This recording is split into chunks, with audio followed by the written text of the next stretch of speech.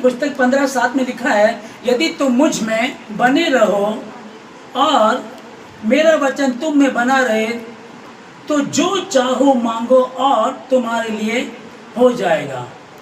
परमेश्वर के पवित्र वचन के पढ़े, सुने, समझे, कबूल किए जाने पर परमेश्वर की आशीष हो। आमीन।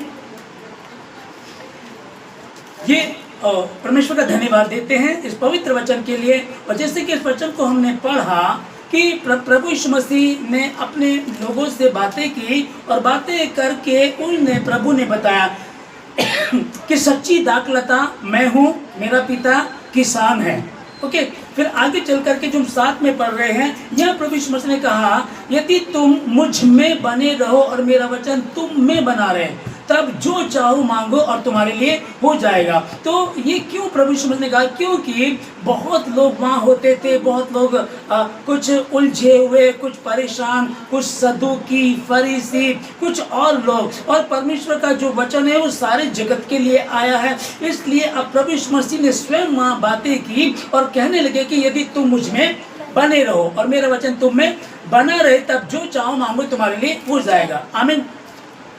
हाल ही की बात है, एक परिवार से मेरी बात हुई और मैं बात कर रहा था उन बहन से, तो उन्होंने बात करते करते कुछ वो उदास होने लगी। मैंने कहा क्या हुआ सिस्टर जी? उन्होंने बताया कि मैं कुछ परेशान हूँ, बच्चे के एडमिशन को लेकर के मैं परेशान हो रही हूँ, क्योंकि बच्चे का एडमिशन होना है लेकिन फाइनेंस की बड़ी प्रॉब्लम चल रही है। मैंने बोला आपके पति की? आपके पति कहने लगे कि मेरे पति ने बिल्कुल हाथ खड़े कर दिए हैं और उन्होंने बोला कि तो मैं इंतज़ाम कर सकती हूँ, ठीक है, वरना बच्चों को बिठा लो, पढ़ाई की कोई ज़रूरत नहीं है। ध्यान से समझिएगा। ओके, तो यहाँ जो परमेश्वर का वचन है कि यदि तुम मुझ में बने रहो। ओके, कई बार क्या होता है, कहीं पत्नी विश्वासी है और पति अविश्वासी है, कहीं पति विश्वासी है और पत्नी अविश्वासी है। तो जब ये विश्वासी और अविश्वासी वाली बातें चलती हैं तो वहाँ थोड़ा संघर्ष बढ़ जाता है ना, थोड़ी कठिनाई बढ़ जाती है, क्योंकि दोनों का एक मन नहीं है, दोनों प्रार्थना करने वाले नहीं है, दोनों विश्वासी नहीं है। तब आकर के बड़ी मुश्किलें हो जाती हैं। बोला हमारी समझ में नहीं आ रहा, हम क्या करें? तो जो पहला पत्रस 3:1 में पत्नी है वो विश्वास में है, वो स्ट्रगल कर रही है, पति ने बड़ी आसानी से बोल दिया कि मुझे नहीं पता है ना। तो अभी जैसे कि इसको हम लोग पढ़ रहे हैं, तब यहाँ उसी बहन के लिए या हमारे बीच में यदि कुछ ऐसी बहनें हैं तो उनके लिए प्रभु ने इस बात को कहा, हे पत्नियों अपने अपने पतियों के ऐसे अधीन रहो जैसे परमेश्वर के।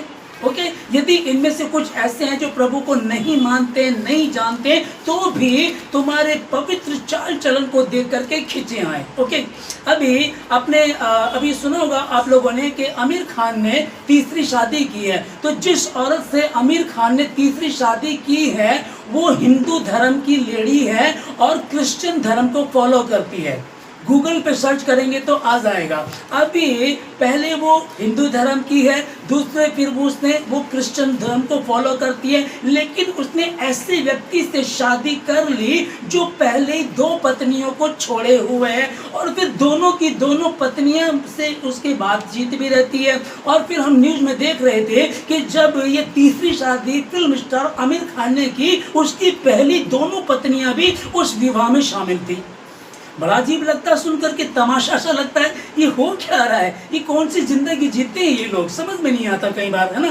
तो वही है कि अगर वो क्रिश्चियन धर्म को फॉलो करती है, ओके ध्यान से समझिएगा, अगर वो क्रिश्चियन धर्म को फॉलो कर, तो फॉलो का मतलब क्या होता है? फॉलो का मतलब है कि ये पवित्र शास्त्र बाइबल है, हम इसको पढ़ते हैं, इसको समझते हैं, प्रभु के दासों के द्वारा बातें करते हैं, पवित्र आत्मा की बातें करते हैं, हम इसको सीखते हैं। फॉलो का मतलब यही हुआ ना भाई, किसी चीज को फॉलो करना, उसके अनुसार चलना। पर अगर वो क्रिश्चियन धर्म को फॉलो कर रही है तो फिर वो ऐसे व्यक्ति से शादी क्यों करिए? ओके, हाँ, और अच्छा वो पहले खुद भी डाइवोर्सी है, चलिए उसका डिवोर्स क्यों हुआ हमें नहीं पता है, हमें इस बात का नहीं पता है। लेकिन दूसरी बात है, जिससे विवाह कर रही है उसने पहले 2 पत्नियों को छोड़ रखा है और फिर दोनों की तो उसके साथ भी रह रही है। तो ये जो परमेश्वर का वचन है, जैसे कि अभी प्रभु ने कहा कि यदि तुम मुझ में बने रहो, मेरा वचन तुम में बने, रूत है वो मोआब की है, गैर जाति की है, अन्य जाति की स्त्री है। ओके, और इसका विवाह इजराइल पुरुष से हो जाता है। फिर 10 साल तक अपने पति के साथ रहती, उसके बाद पति मर जाता है। वापिस इसकी सासू माँ अकेली अपने इजराइल में आती है और ये दोनों बहू इसके साथ आ जाती हैं। तो जो बड़ी है औरपा, वो तो चली जाती है अपने देश वापिस, और वैसे ही ये जो सासू है नाओमी है, ये उनसे बात करके उनको बता रही, समझा रही है, तो ऐसा कर, तुम चली जाओ बेटी, तुम यहाँ क्या करोगे मेरे साथ रह करके। ओके, तो ये उसको समझा रही है, तुम चली जाओ, मेरे पास कुछ नहीं है, ना तो कोई काम है, ना मेरे पास कोई बेटे हैं कि तुमसे विवाह कर लोगी, क्या होगा इससे। तो और बात चली जाती है और रूथ अपनी सासू माँ से, नाओमी से कहती है, तू मुझे ये ना कहे मैं तुझे छोड़ करके चली जाऊं, क्योंकि जहां कहीं तू जाएगी वहां मैं जाऊंगी, जहां तुझे मिट्टी दी जाएगी वहीं मुझे भी मिट्टी दी जाएगी, और तेरा परमेश्वर मेरा परमेश्वर होगा। आमीन, है ना। जो एक बात चल रही, प्रभु ने कहा कि यदि तुम मुझ में बने रहो और मेरा वचन तुम में बना रहे। ओके, तो फिर हम सुनते हैं एक इतने बड़े फिल्म स्टार से एक औरत शादी करती है, उसके विषय में गूगल से जब पता किया तो वो तो क्रिश्चियन धर्म को फॉलो करती है। यदि वो क्रिश्चियन धर्म को फॉलो करती है और पहले डाइवोर्सी है, अगर वो उसका पहले डिवोर्स हुआ, उसका डिवोर्स होने का क्या कारण हमें नहीं पता, चलो कोई भी हो सकता। फिर प्रभु कहता है यदि डिवोर्स हुआ है तो आप दूसरा विवाह ना करें, और अगर आप कर भी रहे तो कम से कम देख तो ले कि आप कर किससे रहे हैं। अगर आप मसीह यीशु को फॉलो कर रहे हैं, क्रिश्चियन धर्म को फॉलो कर रहे हैं, तो वो तुम्हारे अंदर वो नमक नजर तो आना चाहिए। यहाँ एक गैर बिरादरी की औरत है जिसका नाम रूत है, इसके पास कोई बरकत नहीं है। ध्यान से समझिएगा, ये पति इसका मर गया है, सासू इसकी अकेली है, कोई मर्द का साया नहीं है, घर में कुछ नहीं है, काम करना पड़ेगा, खुद काम करेगी और अपनी सासू माँ के लिए भी कुछ कमा कर लाना पड़ेगा। आप समझिएगा कि ऐसे हाल में कौन रह सकता है, ऐसी परिस्थितियों में कौन रह सकता है, जो मैंने आपको बताया कि पति ने कह दिया कि तुमको जो करना कर लो, मैं पैसे नहीं दे सकता, आपको बच्चे पैदा करने आते हैं, आप परिवार को संभाल नहीं सकते, तो ये बात हम नहीं करेंगे, क्योंकि वो गैर है, वो मसीह को नहीं जानते। पर धर्मी स्त्रियों से प्रभु ने कहा, हे पत्नियों, हे विश्वासी पत्नियों, अपने अपने पति के ऐसे अधीन रहो जैसे परमेश्वर के, है ना। और जब ऐसा करेंगे तो निश्चय परमेश्वर आपको आशीषित करेगा, निश्चय परमेश्वर आपको आशीष देगा। अब उस बहन ने पति से कहा, उसने क्या किया, और वो औरत जो आमिर खान से विवाह कर रही है, कह रही कि मैं तो क्रिश्चियन धर्म को फॉलो करती हूँ। चलो जी ठीक है जी, देख लेते हैं। अब जो हम रूत की कहानी को यहाँ पढ़ रहे हैं कि रूत को आप देखिएगा किसी चीज का लालच नहीं है, पर एक शब्द इसने आसमान के खुदा के लिए बोल दिया कि तेरा परमेश्वर मेरा परमेश्वर होगा। और जब इसने ऐसा बोला है तो बाइबल में लिखा कि निरंतर परमेश्वर की आंखें धर्मी और अधर्मियों पर लगी रहती हैं। जिस क्षण इसने कहा, इसकी बड़ी जेठानी चली गई। जब दो लोग होते हैं तो हौसला बना रहता है। कई बार होता ना यार, हम दिल्ली जाएंगे तो चलो दोनों साथ चलेंगे, कोई फिल्म देखने जाएंगे तो दोनों साथ चलेंगे, है ना।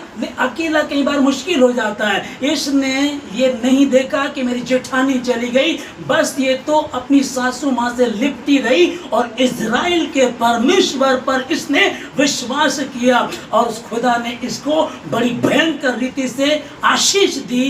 कैसे? राहब वेश्या एक अन्य जाति की स्त्री है, और जब ये यरीहो में आते हैं, कुछ लोग भेदी आते हैं, तो उन भेदियों से बातें करती कहती है, हमारे लोग तो डरे हुए हैं, हमने सुना है कि तुम्हारा परमेश्वर ने तुम्हें इतनी बरकत दी है, जब तुमने यरदन नदी में पांव रखा तो यरदन नदी सूख गई थी। और ये इस बात को देख करके इस औरत ने, कौन थी ये?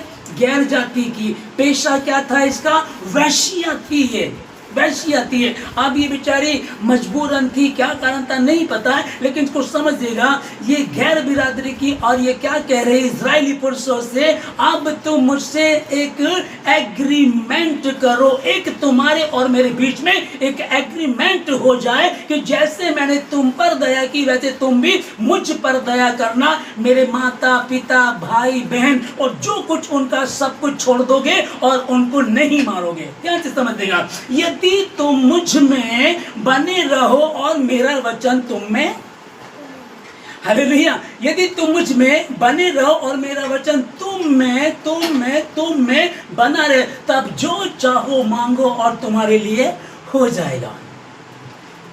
हालेलुया। हाँ, तो जिस वचन को हम लोग पढ़ रहे हैं कि परमेश्वर के इस पवित्र वचन को कि वो जिंदा परमेश्वर, जमीन और आसमान का बनाने वाला प्रभु, धरती आकाश टल जाएंगे परंतु उसका वचन कभी भी नहीं टलेगा। वो प्रभु इतना, हाँ बिल्कुल स्पष्ट रीति से, वो परमेश्वर ने जगत से ऐसा प्रेम किया कि उसने अपना इकलौता बेटा दे दिया ताकि जो कोई उस पर विश्वास करे वो नाश न परंतु अनंत जीवन पाए। वो अनंत जीवन देने के लिए आया। वो किसी भी धर्म, क्षेत्र, कुल, भाषा का क्यों ना हो, वो ऊंची जाति का, नीची जाति का, अमीर, गरीब, पढ़ा लिखा, अनपढ़, मोटा, पतला, गोरा, काला, वो कैसा ही क्यों ना हो, जो उस पर विश्वास करेगा वो नाश नहीं होगा। अरे मैं तो अब यहाँ रूत सोचती मैं तो गैर बिरादरी की हूँ, या वो कह सकती थी कि इनका परमेश्वर तो इनके दोनों बेटों को नहीं बचा सका, इनका पति भी मर गया, वो मेरे लिए क्या कर सकता है। पर उसका विश्वास था कि तेरा परमेश्वर मेरा परमेश्वर है, जहां तू जाएगी वहां मैं जाऊंगी, और जहां तुझे मिट्टी दी जाएगी वहीं मुझे भी मिट्टी दी जाएगी। आमीन। राहब वैश्या ने एक एग्रीमेंट कर लिया और विश्वास कर लिया जमीन और आसमान के बनाने वाले परमेश्वर पर। जो 11 में हम लोगों ने पढ़ा, वो परमेश्वर की बड़ाई कर रही है। हमने सुना तुम्हारा परमेश्वर आसमान का खुदा, जमीन का खुदा है। तुम्हारा परमेश्वर जोरावर है, वो सामर्थी परमेश्वर है, उसके लिए कोई काम असंभव नहीं है। आप चले आ रहे हो, पीछे जितने भी राजाओं ने तुमसे युद्ध किया वो सब के सब तुमसे हार गए। इसलिए हमारे लोगों के जो यरीहो में रहते हैं उनके मन घबराए हुए, डरे हुए। इस औरत ने विश्वास कर लिया। बड़े बड़े विद्वान, पढ़े लिखे, समझदार, टीचर, एक्सपर्ट लोग वहां होंगे, किसी ने विश्वास नहीं किया।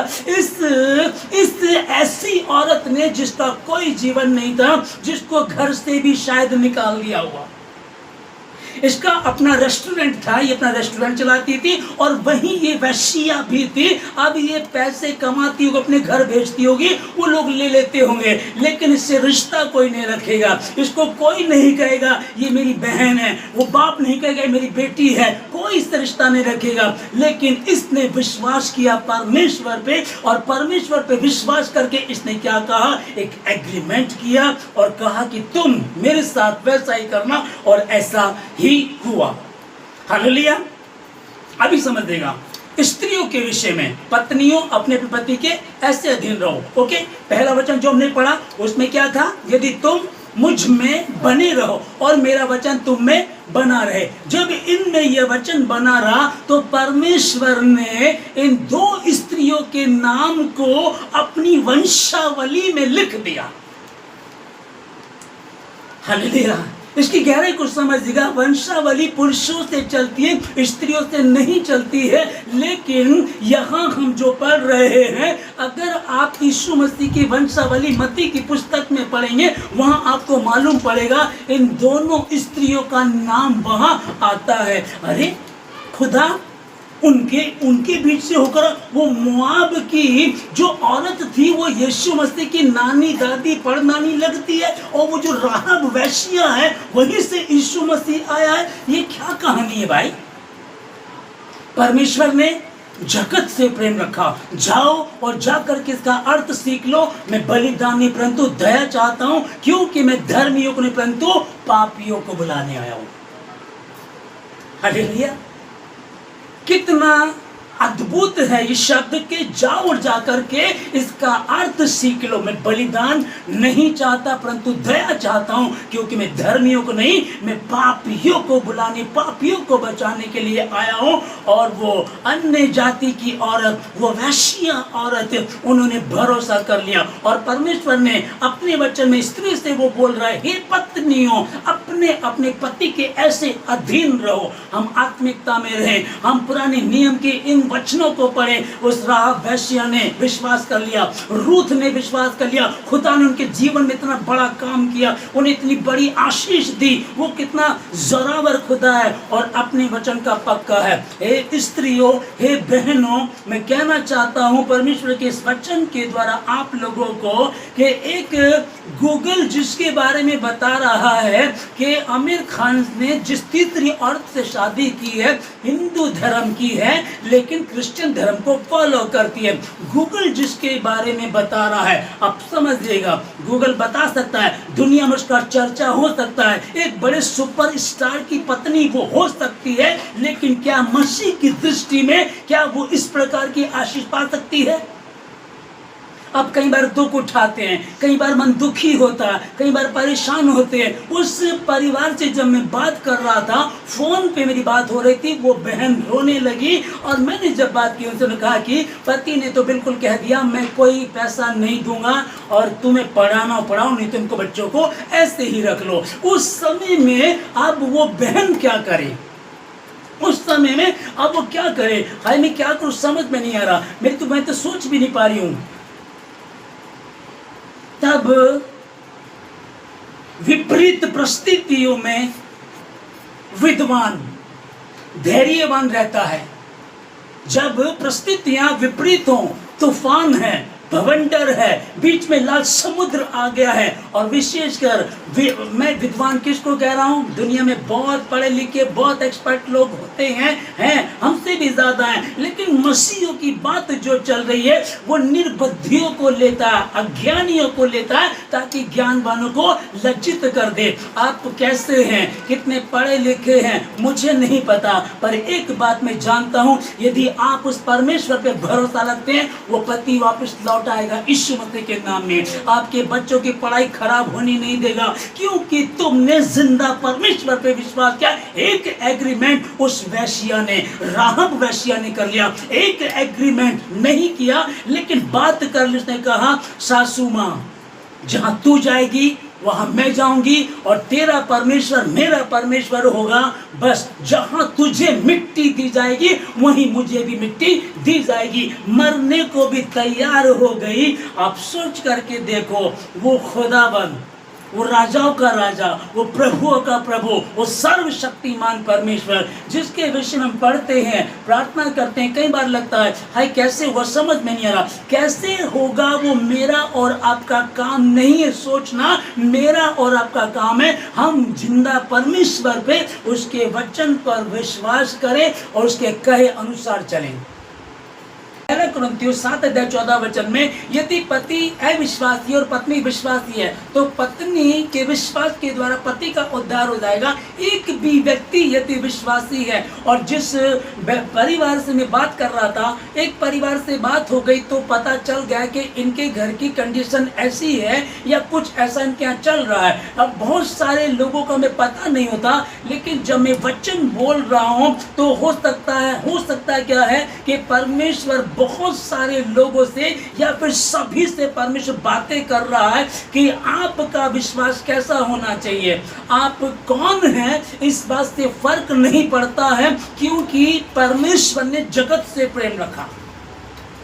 अब उसमें कोई कहे कि मैं तो किन्नर हूं, मैं तो, मेरे लिए तो नहीं हो सकता, तो उसके लिए भी है। कोई कहे मैं तो गलत हूँ, कोई बात नहीं है। मेन बात चल रही है, क्या तू परमेश्वर पे विश्वास करता? हाँ प्रभु, तो फिर परमेश्वर की महिमा को देखेगा, परमेश्वर की महिमा को देखेगी। अब जो इस वचन को हमने पढ़ा कि विश्वासी है पत्नी और पति अविश्वासी है तो उसका उद्धार हो जाएगा। कैसे होगा? हे पत्नियों, अपने अपने पति के ऐसे अधीन रहो। ओके, दोनों के लिए बाइबल बताती है, पतियों को बोला कि पत्नियों को निर्बल पात्र जानकर उससे प्रेम करो। दोनों के लिए बाइबल बता रही है। ऐसा नहीं कि सिर्फ औरतों को ही कहा कि तुमको ऐसा करना है, ऐसा नहीं लिखा है। लेकिन हाँ, अगर लग रहा है कि मैं विश्वास में आया, मैंने विश्वास किया है, और जब इस तरह की विपरीत परिस्थितियां आती हैं, तो यहाँ परमेश्वर का वचन हमें सिखाता है और हमारे विश्वास को भी मजबूत करता है, और गवाही, बड़ी टेस्टमनी पैदा होती है यीशु मसीह के नाम में।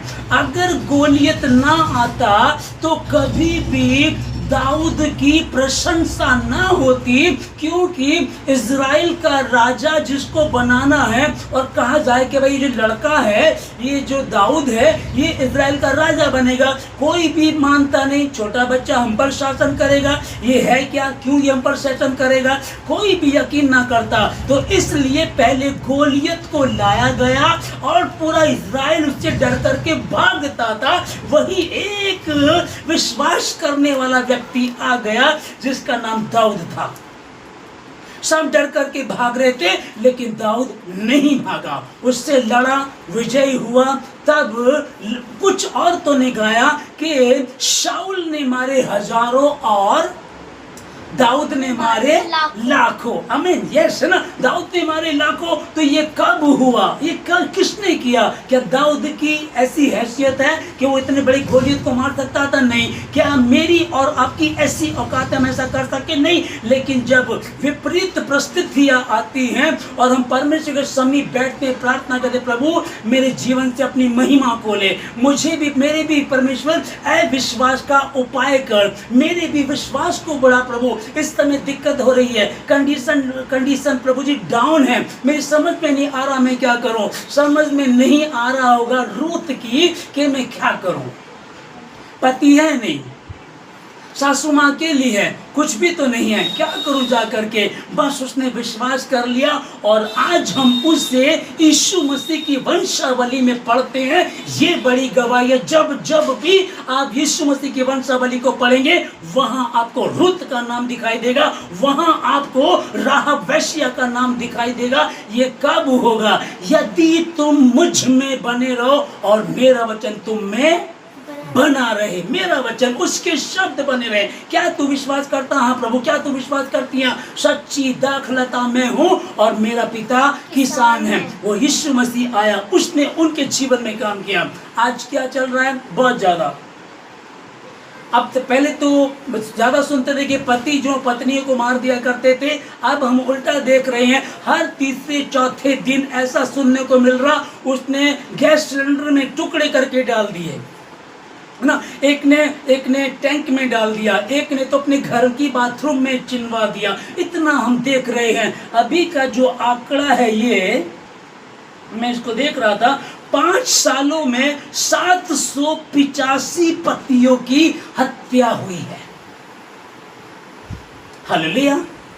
कि अगर वो मसीह हैं, अगर वो मसीह को फॉलो करते हैं, अगर वो यीशु मसीह के मानने वाले हैं, तो मैं बता रहा आपको, अगर वो पति विश्वास करता तो पत्नी को नहीं मारेगा, और ये पत्नी विश्वास करती तो पति को न मारेगी और न ही छोड़ेंगे, और इस बात पर बने रहेंगे। प्रभु ये आशीष तूने मुझे दी है, और जो तूने दिया प्रभु जी, उसको कोई भी मुझसे छीन नहीं सकता। सुन, जो पुरुष यहोवा का भय मानता हो, सुन, जो स्त्री यहोवा का भय मानती हो, वो ऐसे ही आशीष को पाएंगे। और जब हम कहते हैं प्रभु मेरा घराना तेरा है, मेरी पत्नी तेरी, मेरे पति तेरा, मेरे बच्चे तेरे हैं, उसके बाद किसी शैतान की औकात नहीं है कि वो तुम्हें या तुम्हारे घराने के लोगों को किसी को हाथ लगा सके। हाँ, फिर बात वही है, क्या तू विश्वास करती है? क्या तू विश्वास करता? हाँ प्रभु। और यदि विश्वास करते तो परमेश्वर की महिमा को होते हुए देखोगे। अब दूध को छिपाया, ठीक है, बहुत लोग ऐसा कर लेते हैं, करते भी हैं, बोलो भाई हम ऐसा करेंगे तो हमें कुछ पैसा मिल जाएगा। लेकिन उसका भरोसा ये नहीं था पैसा मिलेगा, उसका भरोसा ये था कि जब मैं इज़राइल के परमेश्वर पर, इज़राइलियों के खुदा पर, यहोवा पर विश्वास करूंगी तो निश्चय मैं बचूंगी, मेरा घराना भी बचेगा। नहीं, तुम सब नष्ट होने ही होने हैं, सब तबाह होने ही होने। पीछे से ये लोग इजरायली सबको तबाह करते हुए आ रहे हैं और ये हमें भी तबाह कर देंगे, सब कुछ नष्ट कर देंगे। पर उसने विश्वास किया। मेरा और आपका आज वही, हम जो परमेश्वर के साथ संगति कर रहे हैं। दाऊद लिखता है, मैं अपनी आंखें पर्वत की ओर लगाऊंगा, है ना। अब समझिएगा, मैं अपनी आंखें, वहां क्वेश्चन मार्क होता है, लिखा है कि क्या मैं अपनी आंखें पर्वतों की ओर लगाऊंगा? सहायता तो मुझे यहोवा ही से मिलती है। आमीन। कोई पैसा है, कोई नौकरी है, कोई रिश्तेदार है, कोई दोस्त है, कौन मेरी सहायता करेगा? सहायता तो मुझे यहोवा की और ही से मिलती है। आमीन। सोशल मीडिया पे इस तरह की पिक्चरें, वीडियो आने लगी हैं और लोगों को सिखा रही हैं पति को कैसे मारना है, पत्नी को कैसे मारना है, दूसरी से कैसे सेटिंग करनी है, दूसरी से कैसे सेटिंग करनी है। ये सब सोशल मीडिया पे बहुत ज़्यादा चल रहा है। मैं देख रहा था कि 40 की उम्र के बाद इश्क करना चाहिए। देखो फिर तुम कितने सुंदर हो जाते हो, है ना। और मैं फिर एक और बताऊं आप लोगों को, यही वीडियो 2 क्रिश्चियन लेडी ने डाली हुई है। 2 क्रिश्चियन लेडी जो फेसबुक पे है, मैं उनको देख रहा था, वो कह रही कि 40 की उम्र के बाद इश्क करके देखना चाहिए। अब बताइए मुझे, कौन है? बुलाए हुए से तो चुने हुए नहीं है, क्योंकि बाइबल में मसीह भी 2 कैटेगरी में बैठ जाते हैं। प्रभु ने कहा बुलाए हुए तो बहुत है, परंतु चुने हुए थोड़े हैं। अरे भाई, क्यों इश्क करना चाहिए? क्यों उसको मार रहे हो? क्यों मर रहे हो? लिखा है कि यदि पति है विश्वासी और पत्नी विश्वासी है, तो पत्नी के विश्वास के द्वारा पति का उद्धार हो जाएगा। दुनिया बहुत कुछ सिखा रही है, मसीह लोगों को देखते हैं, बहुत उलझने, दिक्कतें। और यदि हम कहें कि यार एक तो ऐसे हैं कि भाई वो जो आमिर खान से जितने शादी के, वो तो क्रिश्चियन धर्म को फॉलो करती है, तो कुछ लोग तो उसको फॉलो करें, कहेंगे जब उसने यार ऐसे बंदे शादी कर ली तो हम क्यों नहीं कर सकते। तो बहुत सारे लोग ऐसे होंगे, लेकिन परमेश्वर ने कहा ना तो दाएं मुड़ना ना बाएं मुड़ना। ये पवित्र शास्त्र बाइबल है, निरंतर इसको देखते रहना, इसको पढ़ते रहना, इसमें लिखी हुई बातों के अनुसार चलना, तब जहां कहीं तू जाएगा सफलता प्राप्त करेगा। तेरा परमेश्वर यहोवा तुझे आशीष देगा, बरकत देगा, हर बुराई से बचाएगा, किसी परीक्षा में तुझे पढ़ने ना देगा। हाँ, परीक्षा आ सकती है, ठोकरों का लगना अनिवार्य है, हो सकता है। प्रभु ने कहा कि तुम किसी ऐसी परीक्षा में नहीं पड़े जो मनुष्य के सहने से बाहर है। परमेश्वर तो सच्चा है, जो परीक्षा के साथ साथ निकास भी करता है कि तुम उसको सह सको। आमीन। अगर आप परमेश्वर की बेटी हैं, परमेश्वर के बेटे हैं, तो मैं फिर यही कहूँगा कि परमेश्वर ने कहा यदि तुम मुझ में बने रहो और मेरा वचन तुम में बना रहे, तब जो चाहो मांगो और तुम्हारे लिए हो जाएगा। और ये मैं इस वचन को पढ़ रहा, बताओ इसमें कुछ मतलब ऐसा नहीं है तुमको पहाड़ों पे जाना, तुम्हें बड़ी बड़ी नदियों में जाना, तुम्हें बहुत पैसा खर्च करना पड़ेगा, या यीशु मसीह कह रहे हो कि तुम्हें तो इजराइल आना पड़ेगा, इजराइल में जो यरूशलेम में पहाड़ है वहां आकर के प्रार्थना करनी पड़ेगी, या तो ये कहो कुछ नहीं, यदि तुम मुझ में मेरे वचनों में, यदि तुम मुझ में बने रहो और मेरा वचन तुम में बना रहे, तब जो चाहो मांगो तुम्हारे लिए हो जाएगा। बस इतनी सी बात है। और जब ऐसा करेंगे तो निश्चय ही आपका पति लौट करके आएगा, आपकी पत्नी लौट करके आएगी। जो यहोवा ने दिया है उससे कोई छीन नहीं सकता। कुछ समय की दिक्कत परेशानी हो सकती है, पर विपरीत परिस्थितियां आएंगी, उन्हीं परिस्थितियों में खरे निकलो और भरोसा यहोवा पर रखो। दाऊद कह रहा, क्या मैं अपनी आंखें पर्वतों की ओर लगाऊंगा? नहीं, सहायता मुझे यहोवा की ओर ही से मिलती है, इसलिए मेरा भरोसा यहोवा पर है। आमीन। यहोवा चरवाहा मेरा, मुझे कुछ घटी ना होगी। वो कह रहे चाहे मैं घोर अंधकार से भरी हुई तराई से होकर चलूं तो भी हानि से ना डरूंगा। कुछ विपरीत परिस्थितियां, कुछ दिक्कतें, कुछ परेशानी चल रही हैं, पर डरना नहीं, क्योंकि जंग यहोवा की है, लड़ाई उसकी है। मेरे घराने की रक्षा मेरा यहोवा करता है, मेरी पत्नी की, मेरे पति की रक्षा मेरा परमेश्वर करता है। बहुत आसान है, छोड़ दीजिए, तलाक दे दीजिएगा, बहुत आसान है। लेकिन क्या जवाब देंगे, क्या कहेंगे, कौन सी गवाही है, कौन से हैं हम? वो 5 मूर्ख या 5 हम बुद्धिमान हैं। हालेलुया। और यदि बुद्धिमान है तो हमारी तैयारी है, हमारी मशाली भी तैयार है और हमारी कुप्पियों में भी तेल है। हम विश्वास में मजबूत हैं यीशु मसीह के नाम में। और फिर पास्टर जी आपने तो कह दिया, आपने तो कह दिया, लेकिन जिस पे बीतती वही जानता है। ओके, ठीक है। तो पौलुस लिख रहा है, जो मुझे सामर्थ्य देता उसमें मैं सब कुछ कर सकता हूँ। और प्रभु यीशु मसीह ने कहा तुम सिद्ध बनो क्योंकि तुम्हारा पिता सिद्ध है। इसलिए डर मत, मैं तेरे साथ हूँ, मैं तेरा परमेश्वर यहोवा हूँ। मैं प्रार्थना करता हूँ आप लोगों के लिए। पवित्र प्रभु महान परमेश्वर धन्यवाद देते हैं आज की रात्रि के लिए, सुंदर समय के लिए। जितने लोग मौजूद हैं उन्हें आशीष दें, जितने लोग सुन रहे हैं, ऑनलाइन सुन रहे हैं, मोबाइल पे सुन रहे, प्रभु जी उनको आशीष दे परमेश्वर। अपनी योजनाओं को उन सबों के जीवन से पूरा करें, हर बुराई से बचाएं, किसी परीक्षा में पड़ने न दे खुदावन।